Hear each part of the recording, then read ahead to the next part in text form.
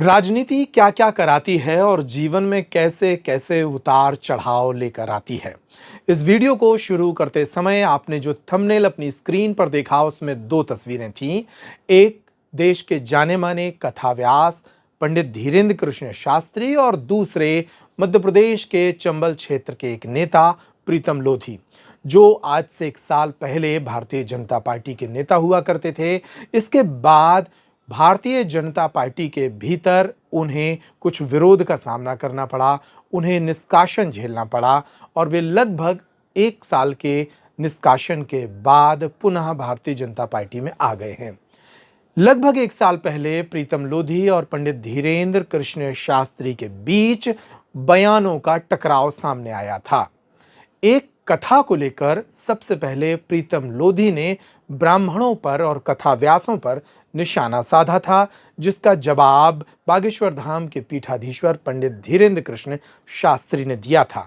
इन दोनों के बयान एक स्तर के बाद मर्यादा को तोड़ते नजर आए थे, लेकिन अब दोनों में सुलह हो गई है। सुलह तब हुई जब प्रीतम लोधी लगभग 15 दिन पहले भारतीय जनता पार्टी में शामिल हुए। भाजपा का दामन वापस से थामते ही प्रीतम लोधी अब बागेश्वर धाम पीठाधीश्वर की तारीफ करने लगे हैं। एक वीडियो उनके द्वारा जारी किया गया है, जिसमें वे बागेश्वर धाम पीठाधीश्वर की तारीफ करते नजर आ रहे हैं। पहले इस वीडियो को देखिए। नहीं, मेरे कोई ऐसे विचार नहीं है। धीरेन्द्र शास्त्री जी राम कथा से जुड़े हुए हैं और राम कथा से जुड़ने वाले धीरेन्द्र शास्त्री कभी भी ऐसी बात नहीं करते हैं। कोई न वो मुझे जानते थे न मैं उन्हें जानता था। अनजाने में उनने भी कोई बात कह दी थी और छठी बांधने वाली बात, और अनजाने में ही मुझसे कोई बात निकल गई थी। लेकिन जो संदेश देते हैं श्री राम कथा का, वो एक अच्छा संदेश है। और राम जी ने ओबीसी, एससी, एसटी, पिछड़े वर्ग के लोगों को गले लगाया और सबको सम्मान दिया, सबका साथ दिया, सबका उद्धार किया। जैसे सबरी के झूठे बेर खाए, केवट जी के साथ रहे, वो ऐसे पिछड़े वर्ग के लोगों को उनने एक देश को संदेश दिया एकजुट करने का, और एकजुटता से ही उनने लंका पे फतेह पाई थी। ऐसे ही धीरेन्द्र शास्त्री जी भी राम कथा वाचक हैं और राम कथा के जरिए लोगों को संदेश देते हैं। ऐसे लोगों के बारे में मैं गलत नहीं बोल सकता। ऐसे लोगों का तो मैं सम्मान करता हूँ और देश को भी सम्मान करना चाहिए। तो मैं भी उनका सम्मान करता हूँ। वो देश के प्रति जो काम करते हैं तो मैं भी उनके साथ में पीछे लगकर मैं भी देश के लिए, पिछड़े लोगों के लिए सम्मान देने का काम करूंगा और सेवा का काम करूंगा। क्या आप बागेश्वर धाम जाएंगे? बागेश्वर धाम एक धार्मिक स्थल है हमारे देश का और आस्था का केंद्र है।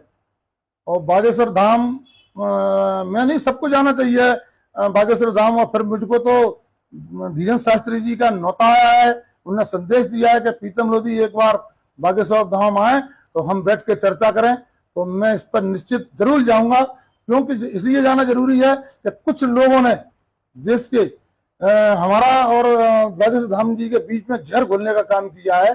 और वो जहर जब ही खत्म होगा कि जब हम बैठ के चर्चा करेंगे और जिनने जहर घोला है उनको हम बेनकाब करेंगे और उनको लोगों के सामने लाएंगे कि जिन लोगों ने दो समाजों को, कई समाजों को बांटने का काम किया है।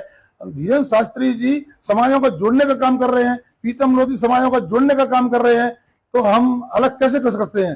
तो यही काम भारतीय जनता पार्टी कर रही है हमारी। और भारतीय जनता पार्टी सबका साथ, सबका विकास। ये वही प्रीतम लोधी हैं जो लगभग एक साल पहले बागेश्वर धाम पीठाधीश्वर को निशाने पर ले रहे थे।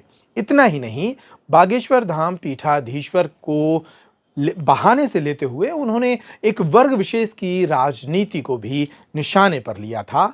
उन्होंने मध्य प्रदेश में ओबीसी और एससी एसटी को एक करने की कोशिशों के चलते कई जगह आंदोलन भी किए, लेकिन अब वे भाजपा की नैया पर सवार हो गए हैं।